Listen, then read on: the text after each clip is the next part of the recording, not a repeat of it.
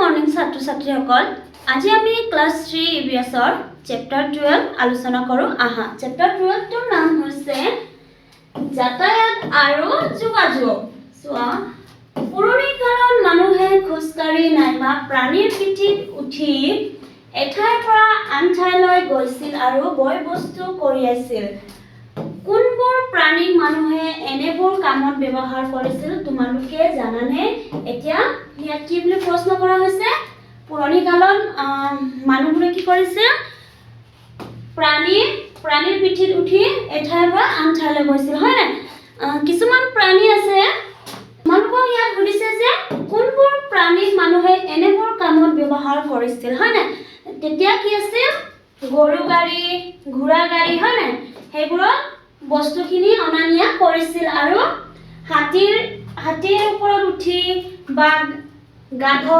উট আদিৰ ওপৰত কি কৰিছিল উঠি সিহঁতে মানুহ সিঠাইৰ পৰা আন এঠাইলৈ গৈছিল হয় নাই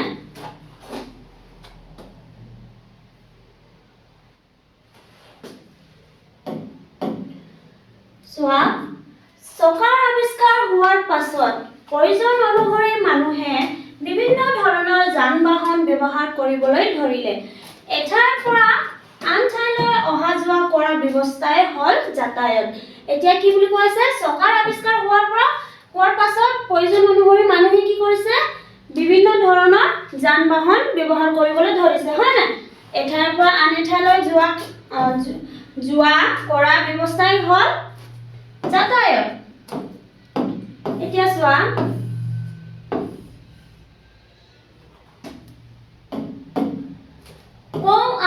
পুৰণি কালত ব্যৱহাৰ কৰা তিনিবিধ যান-বাহনৰ নাম লিখা এতিয়া কি ক'বলৈ কোৱা আছে পুৰণি কালত ব্যৱহাৰ কৰা যান-বাহনৰ নাম পুৰণি কালত কি ব্যৱহাৰ কৰিছিল এক নম্বৰ গৰু গাড়ী দুই নম্বৰ ঘোঁৰা গাড়ী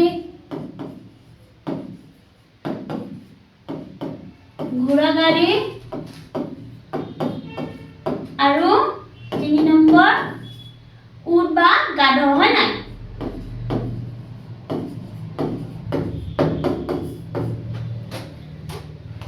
যান-বাহনৰ বিষয়ে কিছু কথা আফ্ৰিনে কি কৈছে চোৱা যোৱা দেওবাৰে মই গুৱাহাটীত থকা মামাহঁতৰ ঘৰলৈ ৰেলেৰে ফুৰিবলৈ গৈছিলোঁ গুৱাহাটী ৰেল ষ্টেচনৰ পৰা আমি অটো ৰিক্সাৰে নিৰাজপাৰত থকা মামাহঁতৰ ঘৰ পালোগৈ এতিয়া আফ্ৰিনে ক'ত গৈছিল বুলি কৈছে সিহঁতৰ গুৱাহাটীত থকা মোমায়েকৰ ঘৰত গৈছিল হয় না ফুৰিবলৈ তেতিয়া গুৱাহাটী ৰেল ষ্টেচনৰ পৰা নামি আহি সিহঁতে কিহত গৈছিল অটো ৰিক্সাত গৈ সিহঁতে ক'লৈ পালেগে আফ্ৰিনৰ মামা ঘৰলৈ পালে হয় না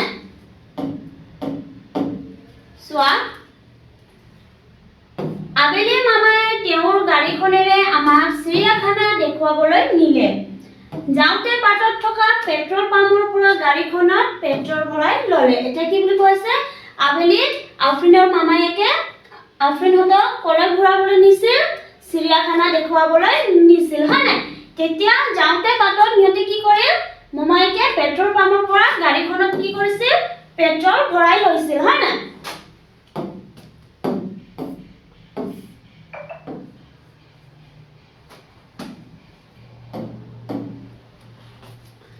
এতিয়া চোৱা শেৱালীয়ে কি কৈছিল এই বছৰ মোৰ জন্মদিনত নতুন দিল্লীত থকা মোৰ খুৰা-খুৰী আহিছিল তেওঁলোকে উৰাজাহাজেৰে আমাৰ ডিব্ৰুগড় ঘৰলৈ আহিছিল নতুন দিল্লীৰ পৰা প্ৰায় 3 ঘণ্টাৰ ভিতৰতে তেওঁলোকে আহি ডিব্ৰুগড় মোহনবাৰী বিমানবন্দৰত নামিছিল এতিয়া কি বুলি কৈছে শেৱালীৰ জন্মদিনত নতুন দিল্লীত থকা সিহঁতৰ খুৰা-খুৰী আহিছিল হয় না শেৱালীৰ খুৰা-খুৰীকে কিহত আহিছিল উৰাজাহাজত আহি সিহঁতে ডিব্ৰুগড় ঘৰলৈ আহিছিল আৰু ইয়াত কি বুলি কোৱা হৈছে নতুন দিল্লীৰ পৰা ডিব্ৰুগড়লৈ পাবলৈ কিমান সময় লাগে বুলি কোৱা হৈছে প্ৰায় 3 ঘণ্টা ভিতৰত তেওঁলোকে ডিব্ৰুগড়লৈ আহি পাইছিল হয় না চোৱা অৰুণে কি বুলি কোৱা হৈছে ইয়াত অৰুণ মোৰ দাদাই পঢ়া কলেজখন কপিলী নৈৰ সিপাৰে দাদাই সদায় নাৱেৰে নদী পাৰ হৈ কলেজলৈ অহা যোৱা কৰে। এদিন ময়ো দাদাৰ লগত নাৱত উঠি সিপাৰে থকা মাহীৰ ঘৰলৈ গৈছিলো। নাৱত উঠি কি যে ভাল লাগিছিল। এতিয়া অৰুণৰ দাদাই কি কৰিছিল? কপিলী নৈৰ পাৰে কলেজলৈ গৈছিল, হয় নাই? তেতিয়া অৰুণে কি কৰিছিল? তাই দাদাইকৰ লগত নাৱত উঠি সিপাৰে থকা মাহীৰ ঘৰলৈ গৈছিল, হয় নাই? নাৱত উঠি অৰুণৰ কেনেধৰণৰ মনোভৱ হৈছিল যে বহুত ভাল লাগিছিল। চোৱা ৰূপালী, যোৱাবাৰ ৰাস উৎসৱৰ সময়ত মা দেউতাৰ সৈতে মই মাজুলীত থকা পেহীৰ ঘৰলৈ গৈছিলো। এতিয়া ৰূপালীয়ে ক'ত গৈছিল? যোৱাবাৰৰ ৰাস উৎসৱত সি কি কৰিল? মা দেউতাকৰ লগত মাজুলীত গৈছিল, হয় না? মাহীয়েকৰ ঘৰত, পেহীয়েকৰ ঘৰত মাজুলীলৈ গৈছিল। প্ৰথমতে তিনিচুকীয়াৰ পৰা যোৰহাটলৈ আমি বাছেৰে যাত্ৰা কৰিছিলো।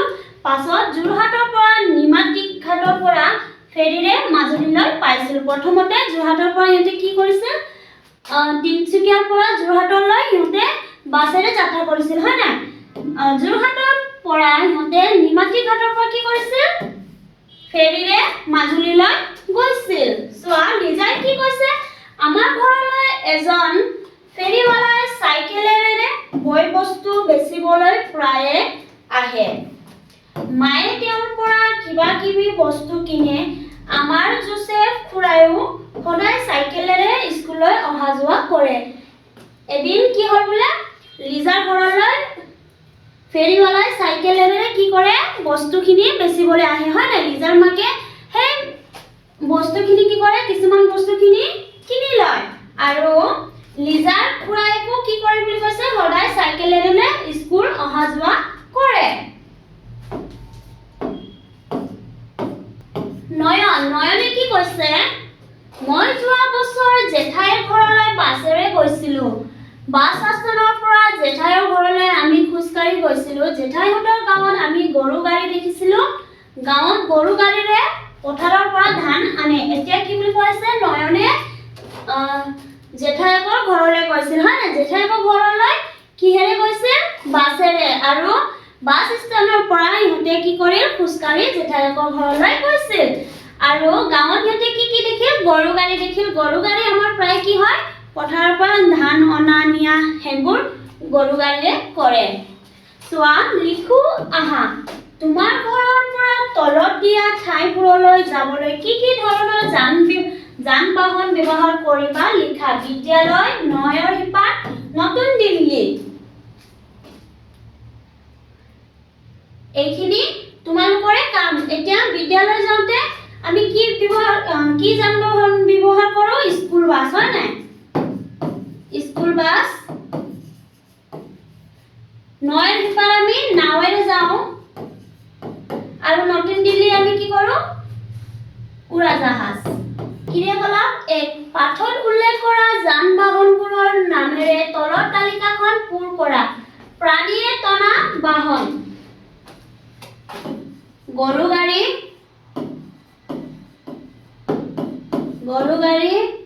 ঘোঁৰা গাড়ী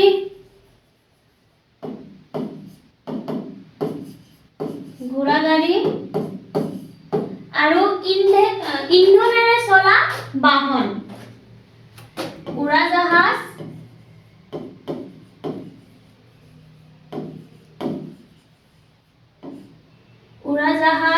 আৰু অটোৰিক্সা,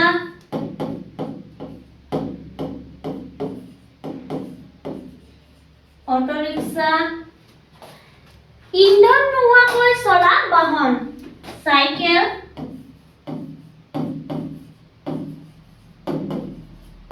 আৰু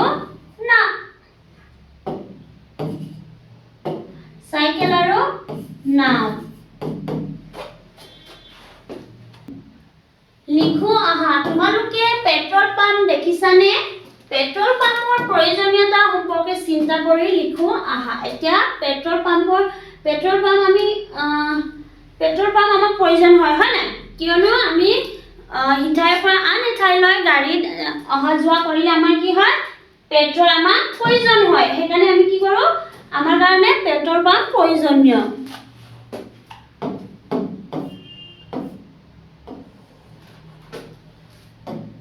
চোৱা মৰুভূমি আৰু বৰফাবৃত অঞ্চলত যাতায়াতৰ ব্যৱস্থা বালিময় মৰুভূমি অঞ্চলত উঠৰ পিঠিত উঠি মানুহে অহা যোৱা কৰে আৰু বয় বস্তু কঢ়িয়ায় এতিয়া কি বুলি কৈছে বালিময় মৰুভূমি অঞ্চলত উঠৰ পিঠিত উঠি কি কৰে বুলি কৈছে মানুহে সিঠাইৰ পৰা আন ইঠাইলৈ অহা যোৱা কৰে আৰু কি কৰে বয় বস্তু কঢ়িয়ায় মৰুভূমিত উঠৰ বাহিৰে যাতায়াতৰ অন্য ব্যৱস্থা নাই সেইভাবে মৰুভূমিৰ মানুহে যাতায়াতৰ আহিলা হিচাপে উঠকে ব্যৱহাৰ কৰে সেয়েহে উঠক মৰুভূমিৰ জাহাজ বোলে এতিয়া উঠক কি বুলি কৈছে মৰুভূমিৰ জাহাজ হয় কিয়নো উঠৰ বাহিৰে আন কিছু সুবিধা নাই হয় না উঠেৰে ইহঁতে অহা যোৱা বা উঠেৰে বয় বস্তু অনা নিয়া কৰে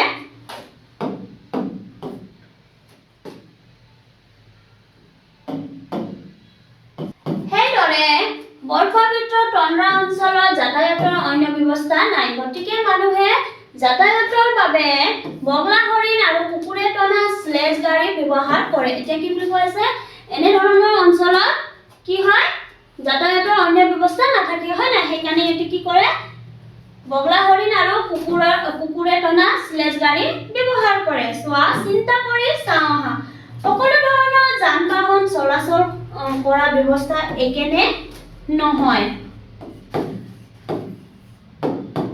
সকলো ধৰণৰ যান বাহন চলাচল কৰাৰ ব্যৱস্থা একে নহয় ক্ৰিয়াকলাপ 2 বিভিন্ন যান বাহনৰ নাম লিখি তলৰ তালিকাখন পূৰণ কৰা এতিয়া চোৱা স্থলৰ পথেৰে চলা ৰেলগাড়ী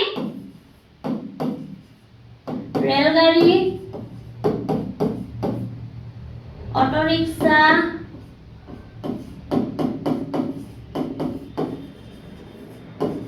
ৰিক্সা বাস আদি হয় না জলপথেৰে চলা নাও ফেৰী আৰু পানী জাহাজ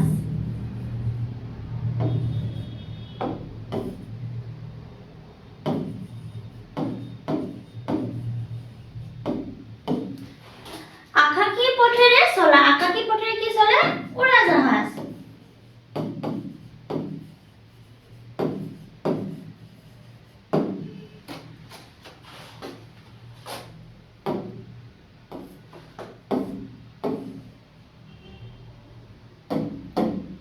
চোৱা যান বাহন ৰখাই থোৱা নিৰ্দিষ্ট ঠাইত আস্থান বোলে এই আস্থানলৈ গৈ যাত্ৰীসকলে গন্তব্য স্থানলৈ অহা যোৱা কৰে কিছুমান বাহন পানীৰে বা জলপথেৰে কিছুমান আলিবাটেৰে বা মাটিৰে কিছুমান আকাশী পথেৰে আৰু কিছুমান ৰেল পথেৰে চলে বিভিন্ন পথেৰে চলা যান বাহন সহায়ত মানুহ আৰু বিভিন্ন বয় বস্তু এঠাইৰ পৰা আন এখন ঠাইলৈ কঢ়িয়াই নিয়া ব্যৱস্থাই হৈছে পৰিবহণ ব্যৱস্থা ইয়াত কি বুলি কোৱা হৈছে যান বাহন ৰখাই থোৱা নিৰ্দিষ্ট ঠাইক কি বুলি কোৱা হয় আস্থান বোলা হয় হয় নাই আৰু সকলো ধৰণৰ ইয়াত কি বুলি কোৱা হৈছে কিছুমান বাহন পানীৰে বা জলপথেৰে কিছুমান আলিবাটেৰে হয় নাই বিভিন্ন ধৰণৰ পথেৰে কি কৰে চলে এতিয়া চোৱা ক্ৰিয়াকলাপ 3 তলত দিয়া ছবিবোৰ চোৱা আৰু কাষত দিয়া সঠিক আস্থানৰ লগত আস্থানি মিলোৱা এতিয়া আমাক কি বুলি কোৱা হৈছে আস্থানি মিলাবলৈ কোৱা হৈছে চোৱা এয়া হৈছে বাছ আস্থান জাহাজ ঘাট বিমানবন্দৰ আৰু ৰেল ষ্টেচন হয় নাই এনেদৰে তোমালোকে ধুনীয়াকৈ বহিত আস্থানি ল'বা এতিয়া চোৱা লিখো আহা শিক্ষকৰ সহায় লৈ তলত দিয়া যান বাহনবোৰ কি কি কামত ব্যৱহাৰ কৰা হয় লিখা এতিয়া ইয়াত দিয়া হৈছে আমাৰ প্ৰথমত এম্বুলেন্স হয় না এম্বুলেন্স কি কৰো আমি ৰোগী চিকিৎসালয়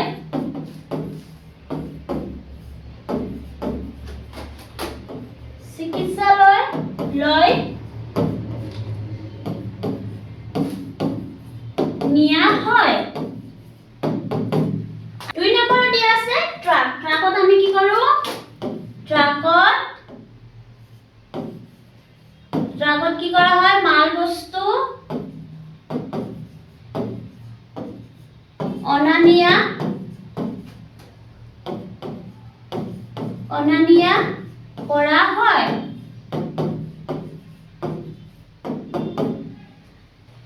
এতিয়া চোৱা 3 নম্বৰত দি আছে ডাকঘৰৰ ৰঙা গাড়ী। ডাকঘৰৰ ৰঙা গাড়ীত কি কৰোঁ আমি? ডাকঘৰৰ ৰঙা গাড়ীত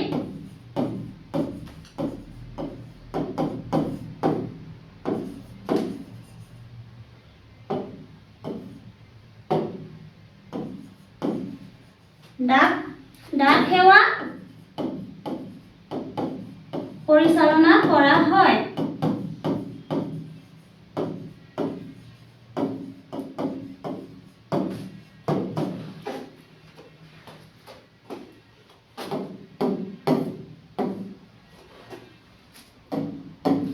চাৰি নম্বৰত দি আছে স্কুল বাছ। স্কুল বাছে কি কৰে? ছাত্ৰ ছাত্ৰীসকলক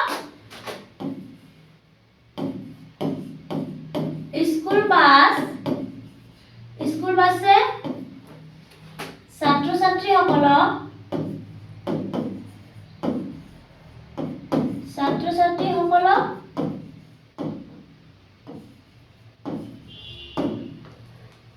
স্কুললৈ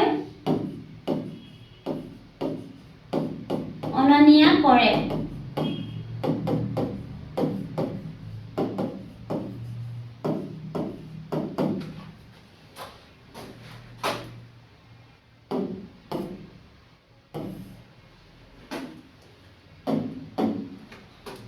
চোৱা প্ৰকল্প।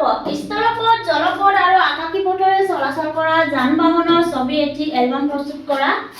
ছবিৰ তলে তলে যান-বাহনৰ নামবোৰ লিখিবা। এতিয়া কি বুলি কৈছে? স্থলপথ, জলপথ আৰু আকাশী পথেৰে চলাচল কৰা যান-বাহনৰ এখন এলবাম প্ৰস্তুত কৰিবলৈ কোৱা হৈছে। তোমালোকে ধুনীয়াকৈ বহীত কৰি ল'বা আৰু ছবিৰ তলে তলে যান-বাহনৰ নামবোৰ লিখি ল'বা। যাতায়াত কৰোঁতে ল'ব লগা সাৱধানতা। চোৱা ইয়াত কিছুমান যাতায়াত কৰোঁতে ল'ব লগা সাৱধান দিয়া হৈছে। আলি বাটত খোজ কাঢ়োঁতে, ৰাস্তা পাৰ হওঁতে, যান-বাহনত চলাচল কৰোঁতে কিছুমান নিয়ম পালন কৰিলে আমি সুৰক্ষিত হৈ থাকিব পাৰোঁ। তলত তেনে কিছুমান নিয়ম উল্লেখ কৰা হ'ল। এতিয়া চোৱা 1 নম্বৰ দি আছে ৰাস্তাত সদায় নিজৰ বাওঁ হাতে খোজ কাঢ়িব লাগে। 2 নম্বৰ দি আছে ৰাস্তা পাৰ হওঁতে সাৱধানে সোঁৱে বাৱে চাই ল'ব লাগে। 3 নম্বৰ দি আছে চলি থকা যান-বাহনৰ আগেৰে পাৰ হ'ব নালাগে। 4 নম্বৰ দি আছে ৰাস্তাত জেব্ৰা চিন থাকিলে তাৰ ওপৰেৰে ৰাস্তা পাৰ হ'ব লাগে। 5 নম্বৰ দি আছে সদায় পথেৰে খোজ কাঢ়িব লাগে। 6 নম্বৰ দিয়া হৈছে স্কুল বাছত উঠোতে শাৰী পাতি এজন এজনকৈ উঠিব লাগে। চোৱা ট্ৰাফিক লাইট আৰু ইয়াৰ সংকেতসমূহ। প্ৰথমত দিয়া আছে ৰঙা ৰঙে চলি থকা যান-বাহনৰ চালকক ৰবলৈ সংকেত দিয়ে। 2 নম্বৰ দিয়া আছে হালধীয়া ৰঙে যান-বাহনৰ চালকক সাজু হ'বলৈ সংকেত দিয়ে। 3 নম্বৰ হৈছে সেউজীয়া ৰঙে যান-বাহনৰ চালকক গাড়ী চাবলৈ সংকেত দিয়ে।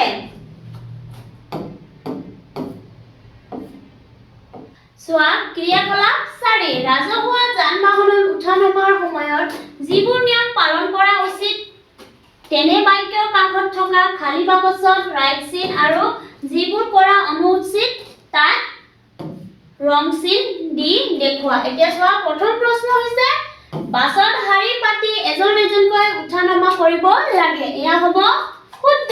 আমি ইয়াত ৰাইট চিন দিম। চোৱা 2 নম্বৰ দি আছে বাছত উঠা নমা কৰোঁতে ঠেলা হেঁচা কৰিব লাগে। এয়া হ'ব অশুদ্ধ, কিয়নো আমি বাছত উঠা নমা কৰোঁতে কেতিয়াও ঠেলা হেঁচা কৰিব নালাগে। 3 নম্বৰ প্ৰশ্ন হৈছে গাড়ী লাহে লাহে চলি থকা অৱস্থাত জাপ মাৰি উঠা নমা কৰিব লাগে। এয়া হ'ব অশুদ্ধ। 5 নম্বৰ প্ৰশ্ন হৈছে 4 নম্বৰ প্ৰশ্ন হৈছে গাড়ীৰ ভিতৰৰ পৰা খিৰিকীৰে বাহিৰলৈ হাত মুখ উলিওৱা অনুচিত। এয়া হ'ব শুদ্ধ। আৰু 5 নম্বৰ হৈছে বাছত উঠোতে পিছফালৰ দুৱাৰেৰে উঠিব আৰু আগফালৰ দুৱাৰেৰে নামিব লাগে। এয়া হ'ব শুদ্ধ। যোগাযোগ। এজনে আনজনৰ লগত তথ্য আদান প্ৰদান কৰাই হৈছে যোগাযোগ। আমাৰ ওচৰত থকা ব্যক্তিৰ লগত কথা পাতি পাতি আমি সহজে যোগাযোগ কৰিব পাৰো এতিয়া চোৱা দূৰত থকা ব্যক্তি এজনৰ লগত আমি কেনেকৈ কি মাধ্যমেৰে সহায়ত যোগাযোগ কৰো চোৱা যোগাযোগৰ প্ৰকাৰ আমি চিঠিৰে যোগাযোগ কৰিব পাৰো কথা বাৰ্তা দেশ বিদেশৰ খবৰ হয় নাই চিঠি কেনেদৰে আমি যোগাযোগ কৰিম ডাক ব্যৱস্থা ডাকঘৰৰ পৰা আমি কি কৰিম চিঠি পঠাম হয় নাই আৰু কথা বাৰ্তা আমি কিহেৰে কৰিম টেলিফোন মোবাইল ফোন আৰু দেশ বিদেশৰ খবৰ আমি কিহেৰে পাম বাতৰি কাকত ৰেডিঅ' দূৰদৰ্শন কম্পিউটাৰ ইন্টাৰনেটৰ পৰা হয় নাই আলোচনা কৰো হা ওপৰৰ ছবি দুখনলৈ চাই পুৰণি কালত মানুহে কেনেদৰে যোগাযোগ কৰিছিল শিক্ষক আৰু সহপাঠীসকলৰ সৈতে আলোচনা কৰা এয়া তোমালোকৰে কাম চোৱা পুৰণি কালত কি কৰিছিল চৰাইক চিঠি পঠাইছিল বা এনেদৰে ঘোঁৰাত গৈ আমি চিঠি বা সিফালৰ খবৰ সিফালে দিছিলো হয় নাই এনেদৰে পুৰণি কালত কৰিছিল এইবোৰ তোমালোকে আলোচনা কৰিলে হ'ল চোৱা তলত কিছুমান যোগাযোগ মাধ্যমৰ ছবি দিয়া হৈছে ছবিবোৰ তলে তলে থকা খালী বাকচৰ নামবোৰ শুদ্ধকৈ লিখা এয়া হৈছে টেলিফোন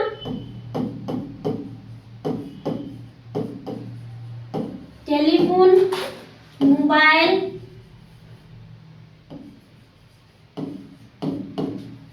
এয়া হৈছে চিঠি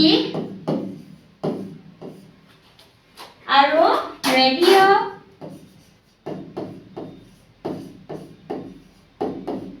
এয়া হৈছে বাতৰি কাকত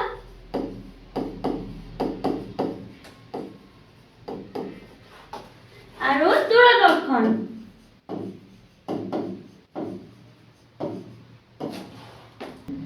চোৱা যোগাযোগৰ আন এক মাধ্যম হৈছে কম্পিউটাৰ আধুনিক যুগৰ ই এটা আটাইতকৈ উন্নত যোগাযোগৰ মাধ্যম কম্পিউটাৰৰ দ্বাৰা বহুতে কাম কম সময়তে কৰিব পাৰি এয়া চোৱা কম্পিউটাৰৰ ছবি আৰু লগত কম্পিউটাৰৰ নাম দিয়া হৈছে CPU কিবোৰ্ড মাউস আৰু মনিটৰ লিখো আহা ওপৰৰ ছবিকেইখনলৈ চাই কম্পিউটাৰৰ অংককেইটাৰ নাম বহীত লিখা এইখিনি তোমালোকে ধুনীয়াকৈ বহীত লিখি ল'বা চোৱা ইন্টাৰনেট সংযুক্ত কম্পিউটাৰৰ সহায়ত আমি কৰিব পৰা কামবোৰ হ'ল প্ৰথমতে আছে আমি দেশ বিদেশৰ খবৰ পাব পাৰো দুই নম্বৰতে আছে দূৰ দূৰণিত থকা লোকসকলৰ লগত ঘৰত থাকিয়ে যোগাযোগ কৰিব পাৰো আৰু তিনি নম্বৰতে আছে বিভিন্ন বিষয়ৰ ভিডিঅ' চাই বহু কথা আমি কি কৰিব পাৰো শিকিব পাৰো হয় নাই চোৱা লিখো আহা ইন্টাৰনেট সংযুক্ত কম্পিউটাৰৰ সহায়ত আৰু কি কৰিব পাৰো শিক্ষকৰ সহায় আলোচনা কৰি লিখা এতিয়া ইন্টাৰনেটৰ যুগত আমি কি কৰিব পাৰো আমি চাই কথা পাতিব পাৰো হয় নাই যিবোৰ বস্তু আমি নাজানো হে আমি কি কৰো ইন্টাৰনেটত চাই শিকি লওঁ সেইবোৰ আমি কৰিব পাৰো তোমালোকে শিক্ষকৰ লগত আলোচনা কৰি লিখা চোৱা চিন্তা কৰি কওঁ আহা যোগাযোগৰ মাধ্যমবোৰ নাথাকিলে আমাৰ কি অসুবিধা হ'লেহেঁতেন যোগাযোগৰ মাধ্যম নাথাকিলেহেঁতেন আমাৰ বহু অসুবিধা হ'লেহেঁতেন হয় না যেনে আগৰ দিন পুৰণি দিনত কি কৰিছিল চিঠি দিছিল চিঠি পাবলৈ আমাৰ বহুত সময় লাগিছিল কিন্তু এতিয়া যোগাযোগৰ সময়ত এনে ধৰণৰ সুবিধা হৈছে যে আমি মোবাইল ফোনৰ পৰা কথা কৈ আমি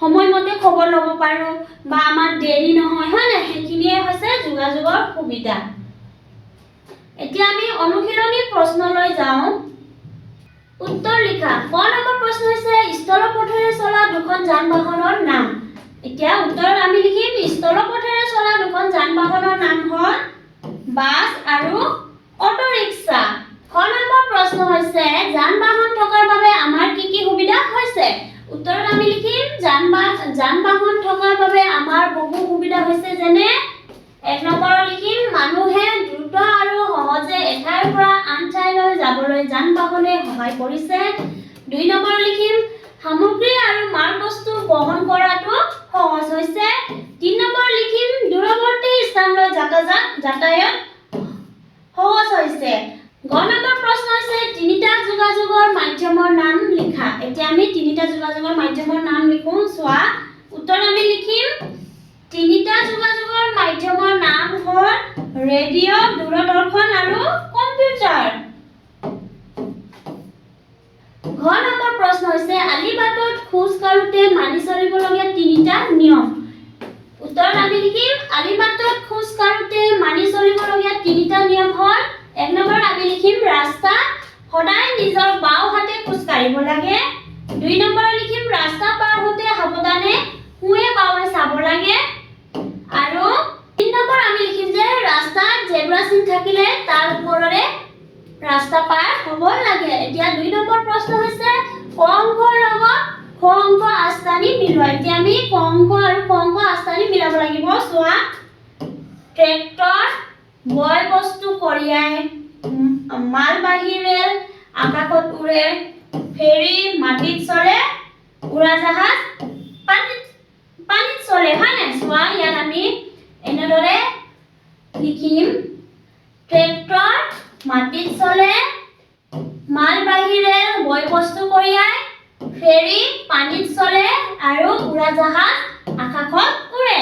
তিনি নম্বৰ প্ৰশ্ন হৈছে খালি ঠাই পূৰ কৰা। ক নম্বৰ প্ৰশ্ন হৈছে যান বাহনবোৰ চলিবলৈ পেট্ৰল ডিজেল আদি ডেছ প্ৰয়োজন হয়। কিহৰ প্ৰয়োজন হয়? ইন্ধন, হয় নাই? ইন্ধনৰ প্ৰয়োজন হয়। খ নম্বৰ প্ৰশ্ন হৈছে উঠক মৰুভূমিৰ ডেছ বোলে। কি বোলে? উঠক মৰুভূমিৰ জাহাজ বোলে।